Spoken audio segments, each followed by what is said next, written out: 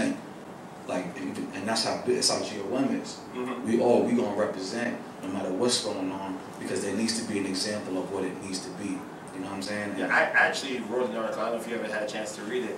I actually dubbed you guys as the new Unashamed movement, because there was, you know, so many, you know, anytime, like, say, and again, no shade, like, if Lecrae drops something, everybody's complaining, oh my gosh, this is not real talk, this is not rebel, this is whatever. And my thing is like, yo, you got these 4 other guys over here. I know we all grew up on Lecrae, right? If you feel like you're not getting it from them, there's 4 other guys over here. Well, interestingly enough, yeah, I'm gonna be honest with you, I never heard of Lecrae until I met Biz. Like, I was in the trap when I heard about Biz. Like, I didn't know about Christian rap as a genre until Bizzle. You know what I'm saying? Like, I knew cats rapped, like, for Christ and stuff. Right. But I didn't know there was a thing called Christian hip hop until Bizzle. The homies that we was selling drugs with together, like, we was out there. It was like, yo, did you hear about this Christian rapper who did Jay? That's how strong it was, that it broke through that. I wasn't in church when I heard Bizzle. You know what I'm saying? I was outside doing the wrong thing. Right. That's why I believe in that title so heavily. Like, you don't gotta abandon that to be, you know, to be effective. You know what I'm saying? You don't gotta abandon the title to get where you're trying to go, like, right, and get and reach your targets. Because it found me, like, it just blew my mind, and that's why, like, I reacted the way I did to it, because I was saying you dissed them first. Yeah, you know what I'm saying? Like, I'm out, you know, I mean, it wasn't like I was dabbling in and out of my faith at that point anyway. Yeah. But I knew Christ was real since I was born, so it's like, for this dude who don't believe in Christ at all, who's Muslim, like, yo, this Christian rapper thing is so crazy against Jay, bro, you gotta check this out. And he's looking, it's like, yo, for you to know this is legit, man. And it's like, truth breaks through everything. It's precision targeted. It hits wherever it needs to go. And it might take longer than you want, right, but it's always gonna get there. It's always gonna get there. So, this is good, right? This is good. You want to join us? Yeah. That's all your nuggets, man. So, Anthemic. Song y'all called Anthemic. And again, the descriptive line. So, this one stuck out to me. I mean, you know, bar for bar, a lot of things stuck out, but this one grabbed me. Like, there's a part where you say bottles, models, stadiums, wholesale, drugs in the motel, 5-star hotel, black and white tea boxes, pulling at my coattails. So I feel like, I know, right? I heard that. Yeah, crazy. It's like, and correct me if I'm wrong, I feel like it's just like you gave me a vision of, this is where I'm from, and this is where I am now, to the point where I came from such an impoverished beginning, and now I got these kids, probably from suburbia, being like, Anthemic is about, it's I know it's more than that. Yeah, it's me telling people what fame to these people looks like, and what fame to me looks like. To them, what they want is the bottles of champagne. They want the women. They want the drugs. They want the people grabbing at it. That's what their objective is. On the flip, what's important in life, though, is the second half of that chorus. You know what I'm saying? Yeah. Talking about the fiends, talking about the power. So this should be the target, but this is the target. You know what I'm saying? Currently, this is the target, but this is what it should be. And I should be telling people like, yo, man, you know, everything that I write is anthemic. Is to show you what their mindset is. Like, yo, welcome to the famous captain of the planet. Why they kissing on your anus? Right. You know what I'm saying? That's what they crave. That's what these are the kind of people that be killing off real life. Eating in your dreams, have you starving in real life. I know a couple shorties really starving in real life. You know what I'm saying? And I wanted people to see, like, yo, and not say we famous or anything like that, but, you know, a couple of people know us. It's not what it's all cracked. It's not what it's cracked up to be. If you really think that being in this genre is about fame, you're in for a very, very rude awakening. Not because you won't get famous. You might get famous. But this is a genre and this is a walk that will eat you if you're not sincere about it. Because you're speaking God's word. God's word is flawless and perfect. Will it eat you in terms of temptation? Will it eat you in terms of... When you open the refrigerator door, right. What runs away? Nothing. The grape soda don't run away, the cheese don't run away, the milk, the only thing that runs away is the darkness. That's it, because the light is the opposition of it. If you're not operating in what the light is and you're speaking the light, it will consume you. It has no other choice. It goes where the dark in this room is fleeting. So if the dark is here and you're speaking it, something has to give. Right. You know what I'm saying? And that's why I tell cats, if you're not serious about this, man, don't do the CHH thing. Don't destroy yourself. Don't destroy yourself speaking life. That'll be heartbreaking. You know what I'm saying? And that's why I was like, yo, I pray constantly that God cleanse me of any kind of ulterior motives other than getting his words to people. You know what I'm saying? Because I don't want to be a victim of the truth that I'm speaking. You know what I'm saying? You ever seen like Raiders of the Lost Ark? Remember the Ark of the Covenant when they opened it and everything, people got killed left and right because it was just too much. Imagine that as somebody rapping. You know what I'm saying? You open that thing up and you the one that get it. It'd be heartbreaking, but it's real, man. Like, I don't play with this. I don't play with this, man. And that's part of the reason why I took the break, because I knew I wasn't ready to write. I'm not trying to be a victim. Like, I need to be in God's face and get ready before I feed his people. You know what I'm saying? Yeah, I think some more people could probably take heed of that, because I think it's like you said, it's a thing. It's like, I'm sure somebody might feel like, oh, I need to write this rap or get this thing out because I just seen Andrew Rose's studio session on Snapchat, and it's like, okay, why? You know, because you gotta keep up with the Joneses, but you obviously very much resisted that. Yeah, I mean, it's beneficial to not operate in a place. I don't try to fly a rocket. You know what I'm saying? Because I don't have the training. Right. And I'll blow something up. I'll blow myself up and maybe hurt somebody else. If you have that logic for that, you can't have that logic for ministry. You don't got respect for God as much as you have respect for this rocket. You gotta weigh stuff out, man.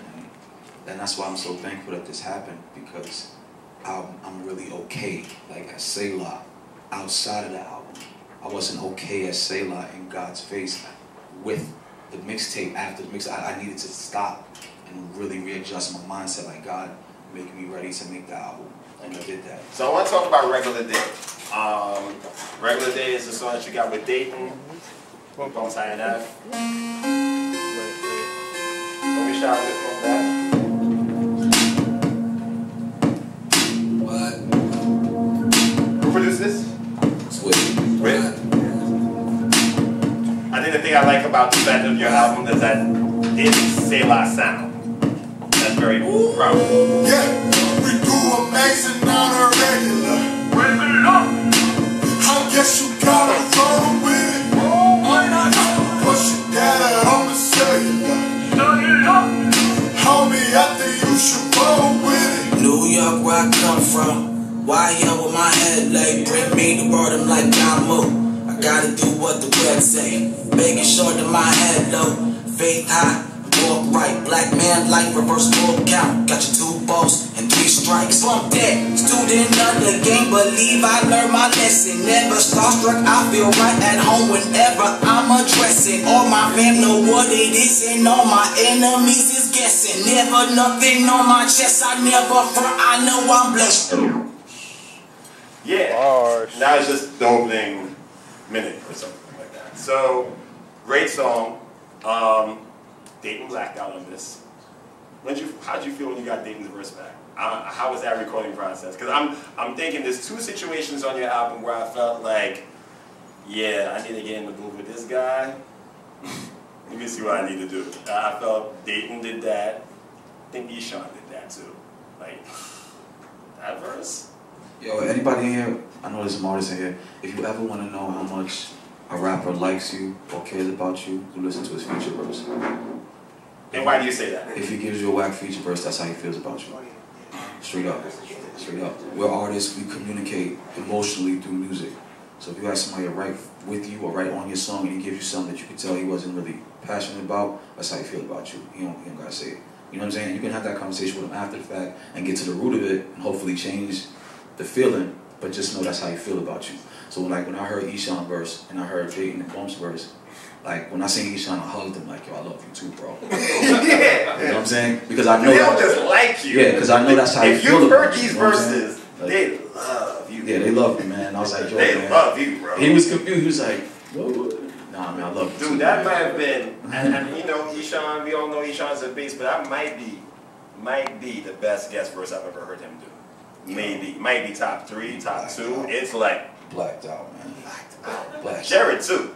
Jared, man, Jared, I love Jared. I mean, just on a regular day, like Dayton and Bumps didn't surprise me at all. Like, you gotta understand, these are guys that I hold in super high regard, artists, you know, artistically, and we spar all the time. Right. Like, we family. We don't try to, you know, we don't try to hurt each other with our words, but we go back and forth. Like, there's miles and miles of texts and chat rooms that we battling in the chat room, like ball for ball, like daily. Like, what's up? Who's starting it off? I know a lot. You know what I'm saying? I just want to be in that And chat right it's there. fun. It's fun, but you sharpen your skills. You know what I'm saying? So we in the dojo. That's what we call like the feature verses in the dojo. Yeah. It's on, like, and everybody does their thing. It's beautiful, man. But the reason why I brought this song up, outside the song, outside of being great, as far as the lyrical skill, being apparent, the thing that I get from the song, particularly with Bumps, is your closeness. Like you and I have talked about Bumps on the phone and how much you guys have this really interesting connection. And the thing about what you was said on that song is just the whole fact of not getting ahead of what the prize is. Not, you know, you guys can bar out, but you realize it's not about the bars or not about necessarily a whole gang of braggadocio without leading people to the source. So, talk to me about Bumps. Talk to me about your relationship with him and the crew, really. If I was white, I would be Bumps. Like, Bumps is me as a white person. Like, if I was white. And that's why, like, we call each other the Bash Brothers. Like, we the Bash Brothers. Like, whenever we go on the road. Bash Brothers, you said? Yeah, the Bash Brothers at G1. Okay. Like, whenever we go on the road, I'm always in the room with him. Like, we always, you know, before shows, like, we don't, that's our routine. Like, I tell, like, I don't want to be in a room with you, Diggin. I love you, but I don't want to be in a room with you before a show. I want to be with Bumps. You know what I'm saying?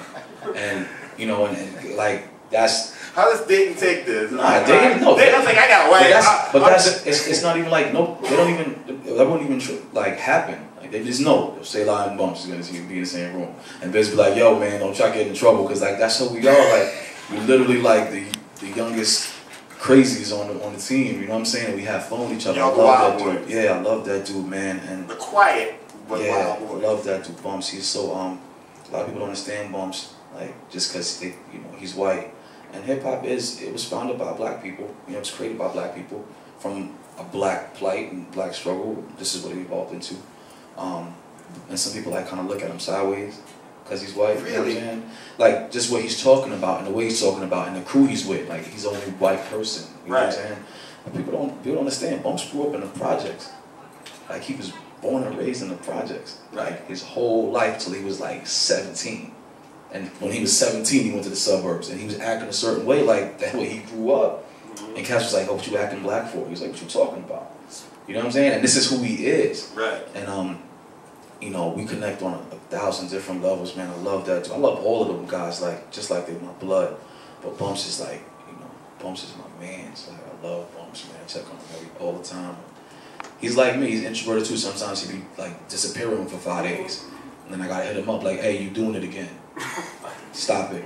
And I do the same thing. Hit me up, "Hey, bro, where you at?" We do that. You know what I'm saying? So yeah, ever so often you need somebody to kind of tap you on the shoulder and be like, "Come on back." yeah, You know, yeah.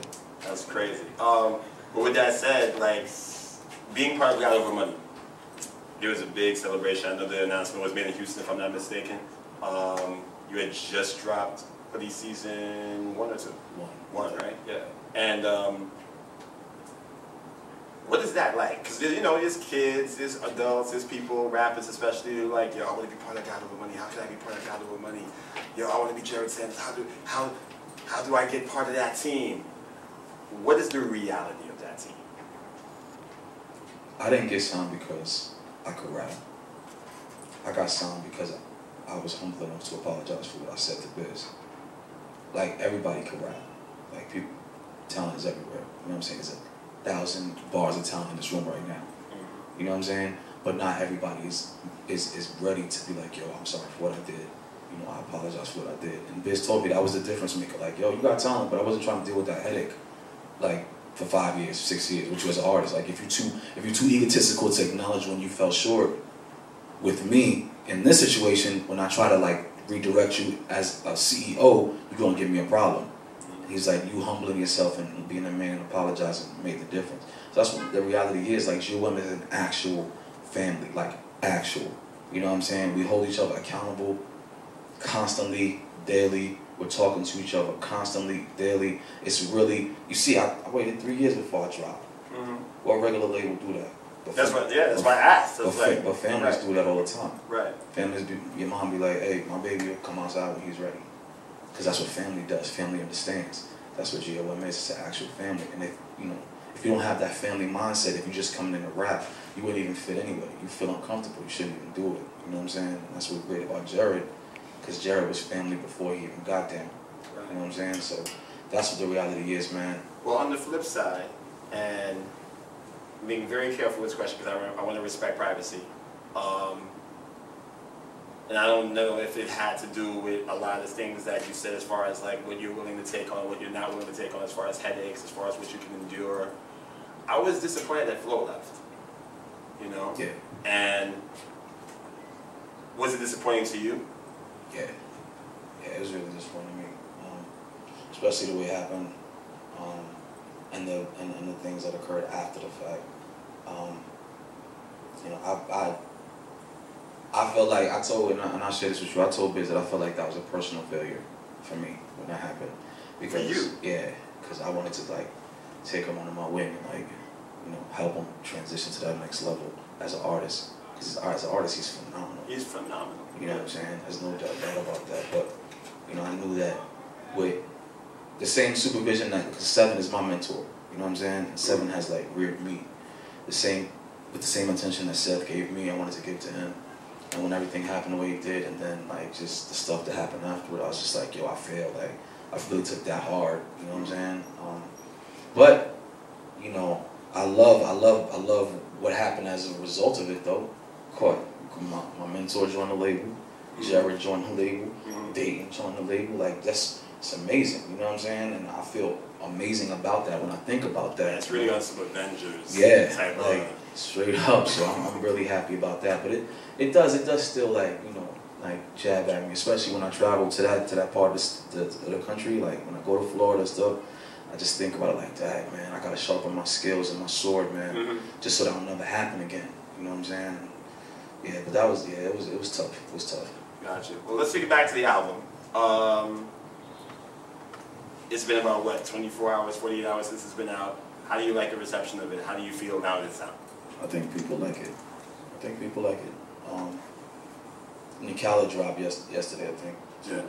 Lounge dropped. Khaled dropped. Vince Staples dropped. Right. A couple people. I was trying, I know every rapper in here will vouch for me on this. You don't want to drop them like certain rappers drop. So I was just like, he's dropping? Yeah. Nah, so I was like, all right. And I had to pray. I'm like, Lord, I can't drop around Kendrick. I can't drop around Aubrey. Right. I can't drop. Around Sean? Can't drop around Sean. You know? Can't drop around Ye. Well, the both Seans. Both songs. Both Seans. Straight up. You know? So the obvious negative for all of that is, you know, anybody who loves your content, because I'm a lyricist, so if you like lyrical hip hop, you're gonna gravitate toward them before us, because you just know about them. You might not even know who we are. You know what I'm saying? I used to think that too, but, and tell me if I'm wrong with this. I like to think that people who rock with you. Well, I'm not talking about your, you know, the faithful. You know what I'm saying? The people who know who you are. You know what I'm saying? Yeah. But you think like farther than that. You know, you want people who never heard of you. You put up the sponsored posts, the promos, you know what I'm saying? You want to reach them people that never heard of you before. Absolutely. But if their focus is only on Kendrick, you know what I'm saying? Like, yo, I got my hip hop for today. I don't need no other hip hop. And, you know, it's a reality of it, you know, because I'm not going to be egotistical enough to think that everybody on the planet knows Say Loud. Right. So, you know, Khaled announced that he was dropping. Boy, and I was just like, man, it's like, yo, I did all this planning. You know what I'm saying? And And I thought about, I was like, yo, he got this baby on the cover. His baby's mad cute baby over. Like, yo, I don't got the chance. Everything. Look how cute this baby is. It doesn't you. matter how it's hot or not. This baby is mad cute, man. You know what I'm saying? And I was kind of, but I felt a peace though. I felt a real crazy peace, and I couldn't explain it. And I went on the charts, and like mad people didn't like it. Like mad people were saying like, yo, this is not good or blah. And no disrespect. Yeah, no disrespect saying to Cali, like anybody's work ethic is their work ethic. Like, and not everybody's gonna dig your stuff. But I said that to say, one or two things can happen if you drop on the same day as a major artist. Right. First thing that can happen is it be dope, their stuff be dope, and your stuff gets swallowed up in the fray. Second thing is don't be dope and your stuff stands out because it's not dope. And people was saying a lot on social media, Memoirs of a Perfect World better than Cali's album. And that was like amazing, like yo, because that's what I want people to understand, man.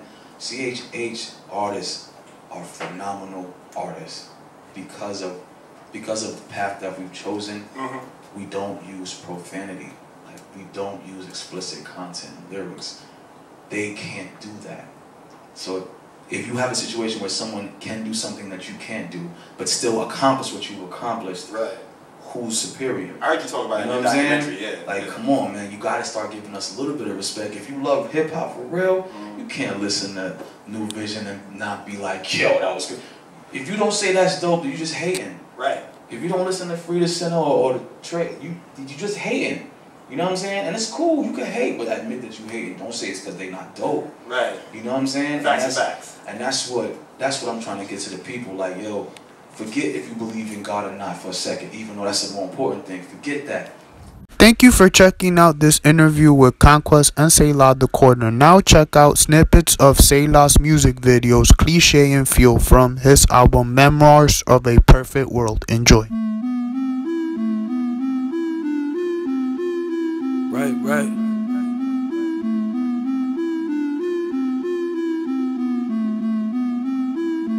Heard it all before. Right. It go down when it go up. Woo. You and him ain't never pay the same. You and him ain't never go Dutch. Woo. Netherlands, Neverland. Y'all ain't never grow up. Woo. I'm fitter than a fiddle, or that monkey in the middle better slow up. I'm riding through my city, everybody coming with me. I'ma be there in a jiffy. All I hear is murder, but you never murder nothing ever getting murdered. All I hear is burner, but your homie only got it, you ain't never got the burn. Talking about you be up in the garden, but your people never planted, you ain't never got the turn. I done seen it all, and I can see the writing on the wall. Good God, oh Lord. Y'all ain't never nothing but a replay. Yeah, I heard it all before, man. Y'all ain't say nothing but a cliche. Tell me again, who the best, huh? I'm all ears. That ain't nothing but a cliche. 914 to the door close. I take it to the bank that the team will never foreclose. You be on that shoulda, woulda, coulda. You a killer, but you probably wear the flannel with the footy. Pushing 50, but you looking like you banging with a hoodie. You the youngin' at the heart. You a oldie, but a goodie, right? No. Tell rap, say hi to the other guy. I tell my youngin' with the onion that the grass ain't greener on the other side. Ain't loving never blind when you looking at the tears that the mother cry. Everybody want a bullet, but don't nobody ever wanna bite the bullet. Good God, oh Lord. Y'all ain't never nothing but a replay. Yeah, I heard it all before, man. Y'all ain't saying nothing but a cliche. Tell me again, who the best, huh? I'm all ears. That ain't nothing but a cliche.